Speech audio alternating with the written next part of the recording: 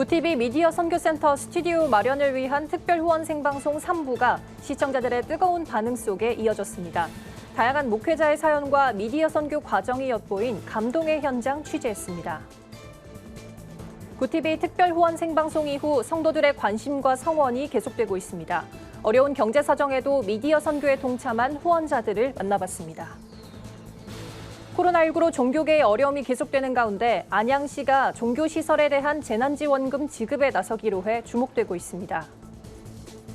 전 세계적인 기후 위기 속에서 기독교계가 적극적인 동참에 나서고 있습니다.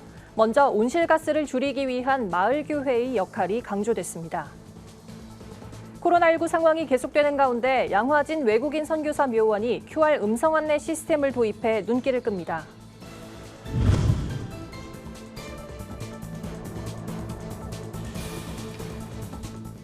여러분 안녕하십니까? 구티비 뉴스입니다. 구티비가 10월 천사 후원의 달을 맞아 진행한 특별 후원 생방송 3부가 시청자들의 뜨거운 응원 속에 전파를 탔습니다. 어려운 가운데서도 묵묵히 자신의 사역을 계속해 나가는 목회자의 사연과 구티비가 힘든 여건 속에도 미디어 선교를 위해 진행하고 있는 모습이 시청자에게 소개되며 감동과 참여의 동료가 이어졌습니다. 오현근 기자가 현장을 취재했습니다. 구티비 천사 후원의 달 특별 생방송 낮은 곳으로 임하소서가 3부의 문을 열었습니다. 매 회마다 특별한 주제를 가지고 진행되는 생방송은 이번 3부에서 복음의 등불을 밝히는 구티비라는 주제로 코로나 시대에 복음을 전하는 유일한 방법인 미디어 선교에 힘쓰는 구티비를 조명했습니다. 이날 진행을 맡은 이건영 목사는 직접 복음을 전할 수 없는 이때 미디어 선교의 중요성을 강조했습니다. 뉴미디어는 그 시대의 가장 앞선 미디어 기술력이라고 볼 수가 있습니다. 16세기에 하나님이 마틴 루터로 하여금 종교개혁을 하게 하셨을 때도 하나님은 루터에게 뉴미디어를 사용할 줄 아는 능력을 주셨습니다. 당대의 가장 앞선 기술력을 이용해 성경을 보급하게 하신 것입니다. 이날 방송에서는 뉴스 보도, 다큐멘터리 제작 등 어렵고 힘든 전국의 작은 교회들을 조명한 구티비의 사역들이 소개됐습니다. 그중에서도 구티비가 직접 개발해 보급하는 뉴미디어 사역이 눈길을 끌었습니다. 저희가 어디를 갈 때 이 내비게이션에서 목적지를 찍고 가잖아요. 우리 인생이 어디로 갈지 모를 때 바로 이 녹톡을 사용하면 되지 않을까. 네, 그렇게 생각을 합니다. 출연자들은 주제에 맞는 스튜디오 배경을 보면서도 구티비가 세상을 복음의 빛으로 밝힐 수 있도록 여건이 더 좋아지길 희망한다고 전했습니다. 들이 저마다 등불을 하나씩 들고 있네요. 이 사람들이 향하는 길에는 여기 성신탑에서 큰 불빛을 밝히고 있는 구티비 방송국이 보여지고 스튜디오가 좀 더 컸으면 이 아름다운 모습을 합창 단원님들이 다 오셔서 보고 영광 돌리고 찬양도 하고 하는 아쉬움이 좀 있네요. 3부 생방송에서는 특히 서울역에서 26년째 노숙인 돌봄 사역을 이어오고 있는 최성원 목사의 사연이 큰 감동을 전했습니다. 최 목사는 어려운 형편에도 서울역 인근에 노숙인 자활센터를 열어 노숙인들의 끼니와 상담을 지원하고 있습니다. 오랫동안 노숙인들을 지켜보면서 알게 된 형편들을 위로하고 다시 일어설 수 있다는 희망과 용기를 전하고 있습니다. 힘들고 어렵지만 갈 곳 없고 제일 막장 인생 살아가는 노숙인들을 돕고 있다는 그 자부심, 그 기쁨, 그 보람, 누구한테 부러울 것 없이. 최 목사는 슬하에 있는 아들이 자살을 시도하는 등 가정사도 어렵게 꺼냈는데 그 사연이 스튜디오와 시청자들의 마음을 안타깝게 했습니다. 생을 마감해야겠다 해서 이제 독일로 이제 갔던 건데 그때 저는 이제 아무도 나를 사랑해주지 않는다는 생각으로 그냥 똑같이 방 안에 있었어요. 아무도 들어오지 마세요 하고 그랬었는데 하나님이 들어오시더라고요. 다음에는 이제 아드님 함께 손잡고 그 쪽방촌에서 함께 봉사하는 날이 빨리 오기를. 최 목사뿐 아니라 작은 교회의 예배 공간 마련을 위해 재능을 사용하며 섬기는 마전 선두교회 이강민 목사의 사연도 이날 방송에서 소개돼 감동을 전했습니다. 이들은 모두 구티비 뉴스의 보도를 통해 많은 시청자들로부터 후원과 응원이 이어지고 있는 것으로 알려져 다시 한번 미디어 선교의 중요성에 공감하는 시간이 됐습니다. 10월 한 달간 이어지는 구티비 미디어 선교센터 스튜디오 마련 후원 방송에는 한국교회 성도 누구나 기도와 ARS 후원, 사옥 방문 등으로 참여하실 수 있습니다. 미디어 선교센터 잘 만들어지는 사역에 동역하는 것이 아름다운 동행이라고 생각합니다. 굿TV와 아름다운 동행했었지만은 앞으로는 더욱더 행복한 동행이 되어지는 복스러운 앞날이 되시기를 소망합니다. 묵묵히 그렇게 사역하시는 분들의 모습을 또 이렇게 소개하는 굿TV의 사역이 너무나 복되고 의미 있다라는 생각이 들었습니다. 그런 분들을 위해 굿TV가 또 존재하는 거고요. 저희도 기도로 또 물질로 후원해야겠다는 생각이 드네요. 굿TV 뉴스 오현근입니다. 굿TV 미디어 선교센터 스튜디오 마련을 위한 후원에 성도들의 관심과 동참이 끊이지 않고 있습니다. 넉넉지 않은 경제 사정에도 성원을 보낸 후원자들의 사연도 전해졌는데요. 낮은 곳으로 임하신 예수 그리스도처럼 복음을 전하는 일에 기꺼이 보탬이 되고 싶단 미디어 선교 후원자들을 만나봤습니다. 생방송에서도 소개된 서울역 노숙인 자활센터 최성원 목사는 소외된 노숙인과 장애인들을 돌보며 이들의 자립을 돕고 있습니다. 지금껏 72번 이사를 다닐 정도의 사역적인 어려움과 생활고에 시달리면서도 영혼 구원의 열정이 가득합니다. 6일 굿TV 미디어 선교센터 기금 마련 특별 후원 생방송에 출연한 최 목사는 방송 직후 아내와 함께 굿TV의 평생 후원을 약정했습니다. 최 목사는 굿TV의 사역이 더 크게 확장되길 간절히 바란다며 하나님이 채우실 것을 믿는다고 말했습니다. 너도 후원금 갖고 지금까지 어려운 사람 돕고 있었지 않느냐. 넌 하나님 앞에 기도하니까 하나님이 역사하지 않았느냐. 그런 기적을 체험한 목사로서 감동을 받아갖고 천사라고 했기 때문에 내가 1,400만 원을 작정을 했습니다. 전북 전주의 한 가정집. 굿TV를 시청하는 것으로 하루 예배를 시작한다는 김영여 권사는 받은 은혜를 나누기 위해 ARS 전화로 후원했습니다. 생계비에 의존하는 형편이지만 김 권사는 헌금을 더 많이 드리지 못하는 게 안타까울 뿐이라고 말했습니다. 그리고 일반 방송도 시청료를 다 내고 보잖아요. 그러는데 하나님의 귀한 말씀을 듣는데 그냥 어떻게 보고 있어. 그러니까 아무리 어렵더라도 적은 액수지만은 하고 있어요. 마음 같아서는 더 오고 싶어요. 장애인 보호 작업장에서 일하는 청년은 굿TV에 한 통의 편지를 보냈습니다. 1,000원짜리 지폐, 서툰 글씨로 주소와 이름을 쓴 편지가 들어 있었습니다. 장애인 청년 한희동 씨는 굿TV를 통해 예배할 수 있음이 감사해서 헌금했다고 설명했습니다. 이처럼 굿TV 미디어 선교에 일시 또는 정기로 후원하는 천사 후원자들의 감동 사연이 특별 후원 생방송을 통해 알려지면서 성도들의 성원도 잇따르고 있습니다. 10월 천사 후원의 달을 맞아 굿TV를 직접 방문한 후원자들은 저마다 응원을 아끼지 않았습니다. 굿TV가 미디어 선교센터 건립을 계기로 해서 정말 더 크게 넓게 전 세계 잠든 영혼들은 깨우고 병든 영혼들은 살리고 죽은 영혼들은 살리는 놀라운 역사가 나타나게 되기를 간절히 바랍니다. 청년들의 후원 발걸음도 눈에 띕니다. 청년들은 굿TV가 무료로 제공하는 다번역 성경 찬송, 녹토갭 등 미디어 서비스를 이용하면서 신앙생활에 큰 도움을 얻고 있다고 말했습니다. 그 다번역 성경 찬송 어플을 너무 잘 사용하고 있는데 무료로 이렇게 계속 제공을 해주셔서 감사한 마음으로 좀 헌금을 하게 되었습니다. 하나님을 이렇게 전하는 방송이 많이 없고 약간 세상이 약간 너무 악해지다 보니까 약간 하나님을 나무라 하는 사람들이 많은데 청년들이나 그런 사람들한테 더 하나님을 이렇게 전파할 수 있는 그런 방송이 됐으면 좋겠습니다. 굿TV는 귀한 성원을 잊지 않고 미디어 선교에 매진하기 위해 사무실 벽면에 명예의 전당을 마련했습니다. 올해도 성원을 보낸 후원자들의 이름을 새길 예정입니다. 어렵고 녹록지 않은 가운데서도 굿TV 미디어 선교 사역에 함께하는 수많은 천사 후원자들의 기도와 후원으로 복음은 지금도 세계 곳곳에 전해지고 있습니다. 굿TV 뉴스 김민주입니다. 코로나19로 한국교회가 직격탄을 맞았습니다. 특히 현장 예배가 중단되면서 작은 교회들은 생계를 위협받을 만큼 어려운 상황에 처한 경우가 많은데요. 이런 가운데 안양시가 위축된 종교계를 돕기 위해 700여 곳의 종교시설에 재난지원금을 지급하기로 결정했습니다. 김예지 기자가 취재했습니다. 코로나19로 모임과 예배 등이 금지되면서 종교계가 현실적인 어려움에 처했습니다. 특히 우리나라 3대 종교 중 가장 큰 비중을 차지하는 개신교는 실제로 많은 교회가 존폐 기로에 설 만큼 피해가 큰 상황입니다.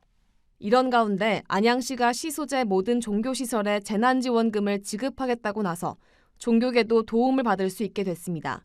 안양시 관계자는 종교시설이 비영리 법인으로 분류돼 지원을 받지 못했다며 그동안 종교계가 토로했던 어려움을 돕고자 지원에 나섰다고 밝혔습니다.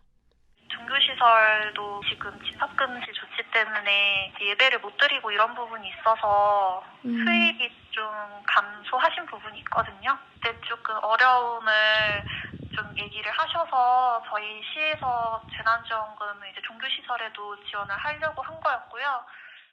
안양시 내 종교시설이 지원을 받은 데는 건강한 경기도 만들기 도민연합 박종호 목사의 공이 컸습니다. 그동안 박 목사는 지금까지 다른 지자체에서 종교계를 지원한 사례와 데이터 등을 취합해 수차례 안양시청을 방문했고 교회를 포함한 종교시설이 겪은 피해와 고충을 호소했습니다. 이렇게 재난지원금을 제가 요청하게 된 동기가 교회들의 아픔 때문에, 그리고 교회들이 그동안 많이 어려움을 당했습니다. 또 예배를 못 드리고 이러다 보니까 헌금도 안 되고 목회자들 생활비도 곤란하고 이런 것들이 내 가슴에 느낄 때 답답해서 안양시청은 이러한 박 목사의 제안을 받아들여 총 4억 원 규모의 예산을 책정했습니다. 시는 타 지자체에서 집행한 자료를 참고해 지급 규모를 정했다고 밝혔습니다. 이에 따라 안양시 내 700여 곳의 종교시설은 각 50만 원의 현금을 지급받게 됩니다. 이번 재난지원금 지급 대상인 평촌 우리교회 이종문 목사는 교회들을 돕고 섬기겠다고 결정한 안양시로 인해 위로를 받는다고 말했습니다. 우선은 지자체 정부에서 교회들을 돕고 섬겨주는 것에 대해서 고마운 마음을 먼저 갖습니다. 그중에 한 80% 정도, 70-80%는 작은 교회고 또 이렇게 미자립 교회가 많다 보니까 그 비용이 각 교회에게는 아주 요긴하게 사용될 수 있다고 생각됩니다. 예. 안양시 소재 종교시설 재난지원금은 오는 8일까지 신청할 수 있습니다. 온라인이나 방문 신청 모두 가능하며 서류 심사 이후 18일부터 지원금이 지급될 예정입니다. 박종호 목사는 종교시설 재난지원금 지급 사업이 안양시에만 국한되지 않고 정부 차원에서 적극적으로 법적인 조치를 취할 수 있길 바란다고 전했습니다. 구티비 뉴스 김예지입니다.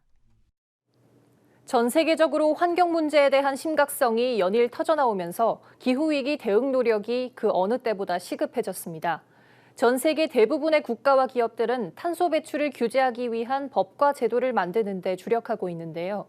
교계도 이에 동참하며 온실가스를 줄이기 위한 마을교회의 역할을 강조했습니다. 박재현 기자의 보도입니다. 홍수와 산불 등 기후 이상 현상이 지구 곳곳에서 발생하면서 기후변화에 대한 국제사회의 대응이 빨라지는 모습입니다. 유럽연합과 미국 등 주요국들은 탄소 중립을 선언하고 온실가스 배출에 대해 세금을 부과하는 탄소세 제도와 친환경 자동차를 보급하는 정책 등을 확대하고 있습니다. 최근 우리나라에서도 탄소순 배출량을 제로로 만들기 위한 2050 탄소 중립을 발표했습니다. 재생에너지 비중을 늘릴 뿐 아니라 제로에너지 건물, 그린 리모델링 확대 실천 등을 위한 여러 가지 정책들을 마련 중입니다. 교계에서는 온실가스를 줄이기 위한 교회의 역할을 확장해 나가고 있습니다. 기독교 환경교육센터 살림은 탄소 중립을 위해선 마을 교회의 역할이 중요하다며 지역사회와 협업해 동참할 수 있는 실천 방안에 대해 함께 논의하는 시간을 가졌습니다. 특히 교회를 중심으로 마을 숲을 조성하고 교회 건물의 에너지 사용을 효율화하는 등의 노력이 필요하다고 강조했습니다. 신축 건물은 제로에너지 건물로 짓고 또 노후화된 건물은 효율화 사업들을 통해서 탄소 중립을 이루어가는 부분에 대한 이야기들이 되어졌고요. 걷고 자전거를 타고 대중교통을 이용하는 것이 우리에게 있어서 어려워 보이지만 탄소 중립을 이루는 데 중요한 역할을 하리라 봅니다. 이날 토론회에선 일상 속 탄소 중립을 실천하는 방법들도 논의됐습니다.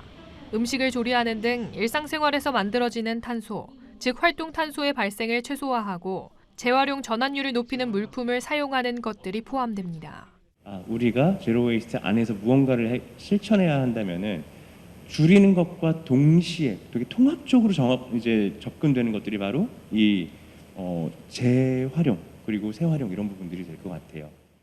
기독교 환경교육센터 산림은 탄소 제로 녹색교회를 이루기 위한 교육과 실천 사업들을 지속해서 이어나갈 계획입니다. 오는 18일에는 목회자들이 탄소 제로 녹색교회를 실행할 수 있도록 돕는 목회자 세미나가 진행될 예정입니다. 굿TV 뉴스 박재현입니다. 서울 마포구 양화진 외국인 선교사 묘원에 QR 음성 안내 시스템이 도입됐습니다. 코로나19 상황으로 안내자의 설명을 들을 수 없기 때문에 장소마다 QR 시스템을 설치해 설명을 들을 수 있도록 한 겁니다. 개인 스마트폰으로 QR코드를 인식하면 선교사에 대한 상세한 설명이 음성으로 나옵니다. 한편 양화진 선교사 묘원은 한국의 근대화와 기독교 선교의 족적을 담긴 선교사와 가족들의 묘지로 조성됐으며 100주년 기념교회가 위탁을 받아 관리 운영하고 있습니다. 국내 미술 기반을 구축하고 글로벌 미술 시장의 국내 작가들을 소개하는 한국국제아트페어가 오는 15일부터 17일까지 코엑스에서 열립니다. 기독교 미술협회 회원으로 활동 중인 서양 화가 김정미 작가는 모의식의 향연이란 제목으로 이번 페어에 참여합니다. 김 작가는 현대 기독교 미술로 하나님의 사랑과 이웃사랑을 표현해 복음을 전하려는 취지로 이번 페어에 참가하게 됐다고 설명했습니다. 작품은 코로나19로 이웃과 단절된 상황 속에서 만남, 잔치, 화합 등의 감성을 담아냈습니다. 오늘의 이슈 포커스입니다. 소비자 물가가 6개월 연속 2%대 상승률을 기록했습니다. 식료품의 기름값, 전셋값까지 모두 오른 탓입니다. 6일 통계청이 발표한 소비자 물가 동향에 따르면 9월 소비자 물가지수는 108.83으로 9년여 만에 최대폭 상승했습니다. 농축수산물은 1년 전보다 3.7% 올랐는데 달걀, 상추, 마늘, 돼지고기 값이 크게 뛰었습니다. 공업제품은 전년 동월 대비 3.4%, 석유류는 22% 올랐습니다. 집세 가운데 전세는 2.4% 올라 2017년 11월 이후 최고 상승률을 보였습니다. 코로나19 백신을 맞고 이상 반응을 신고한 건수가 이틀간 크게 늘었습니다. 6일 코로나19 예방접종 대응 추진단에 따르면 지난 4, 5일 백신을 맞은 뒤 이상 반응 의심으로 보건당국에 신고한 신규 접수는 7,327건입니다. 백신 종류별론 화이자가 3,591건, 모더나가 3,365건, 아스트라제네카 351건, 얀센 20건으로 집계됐습니다. 이 기간 사망 신고는 14건, 중증 전신 알레르기 반응인 아나필락시스 의심 신고는 9건 추가됐습니다. 그러나 백신과 이상 반응 사이의 인과성은 아직 확인되지 않았습니다. 올해 집값이 국제통화기금 외환위기 직후 부동산 가격이 치솟던 시기보다 더 오른 걸로 나타났습니다. KB국민은행 월간 주택매매 가격 시계열 통계를 보면 9월 전국 주택가격은 1.52% 올라 월간 단위론 14년 9개월 만에 최고폭 상승했습니다.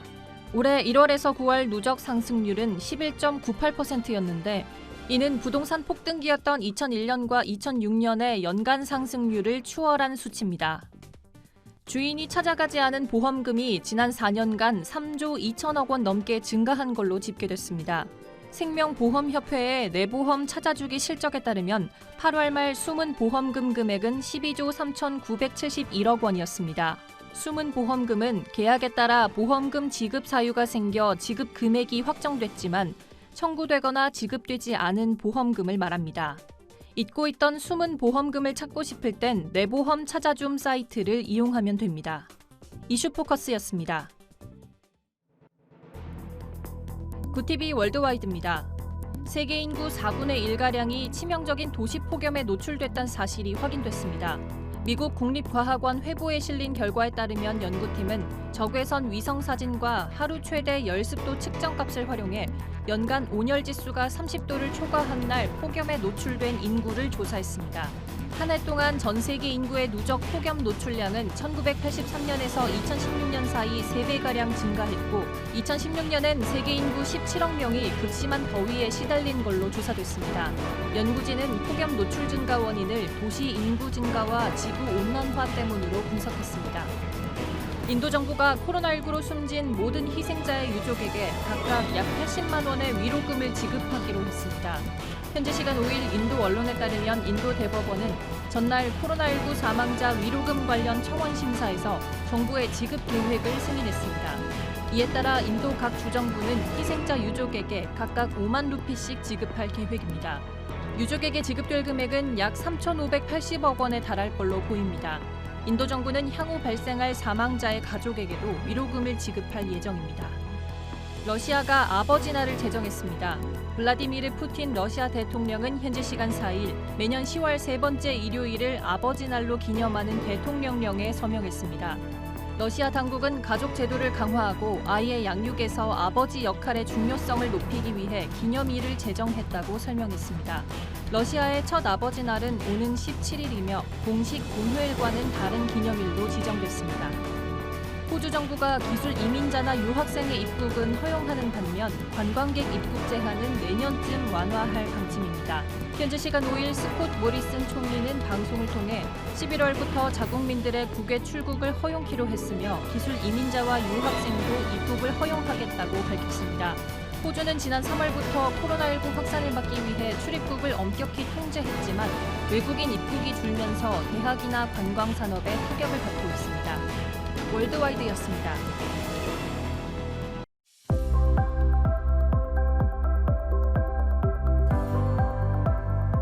내일은 전국이 대부분 흐리겠습니다. 중부지방은 낮까지 비가 오겠는데요. 수도권은 새벽부터 점차 비가 확대됐다 오후에 그치겠습니다.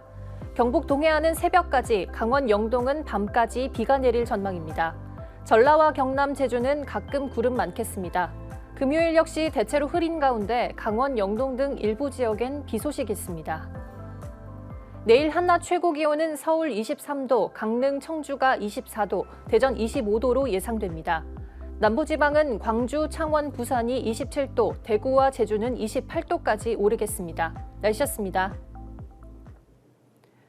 구TV 미디어 선교센터 스튜디오 마련을 위한 특별 후원 생방송이 3일간 진행됐습니다. 세상을 복음의 빛으로 밝히는 일은 작은 등불이 하나둘 모일 때 가능합니다. 복음이 전 세계 곳곳으로 전해질 수 있도록 구TV 미디어 선교에 대한 시청자분들의 지속적인 관심을 부탁드립니다. 이상으로 뉴스를 마칩니다. 오늘도 함께해 주신 여러분 고맙습니다.